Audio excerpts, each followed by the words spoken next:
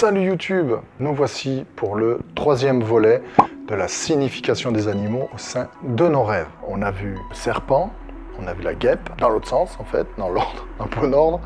Et là on va voir un animal qui est, je savais pas qu'on pouvait en rêver, c'est assez dégoûtant, c'est les poux. Reste bien jusqu'à la fin pour bien comprendre la signification des poux dans nos rêves. Mais abonne-toi, la cloche, like et commente. C'est parti.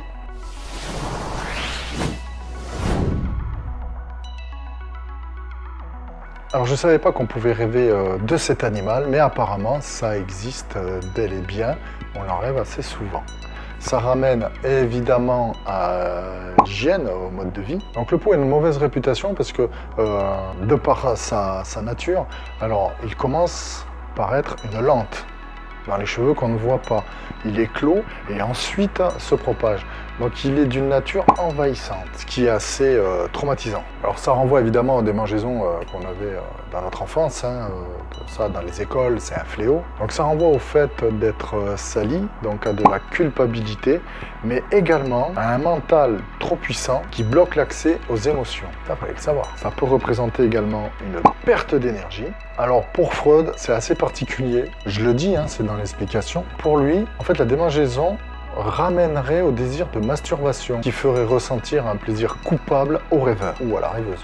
Par contre, pour Carl Jung, je ne sais jamais comment on le dit, J-U-N-G, ça représente des pensées envahissantes qui en fait bloqueraient, empêcheraient l'accès à des émotions. Ce qui pour moi est quand même un peu plus crédible, voilà.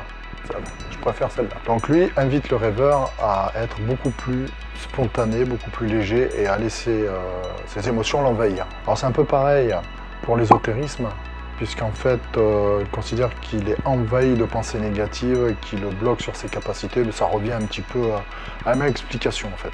Pour l'islam, ça représente quelque chose qui a été accompli en dehors de la bienséance et de l'honnêteté. Donc c'est une honte. Et donc ce rêve pousserait le rêveur en fait à retourner dans le droit chemin. Donc en résumé, rêver de poux est plutôt négatif et ça évoque une remise en question. Ça pousse à se remettre en question, c'est plutôt pas mal. Dites-moi en commentaire ce que vous en pensez et moi je vous dis vivement la suite. Bye.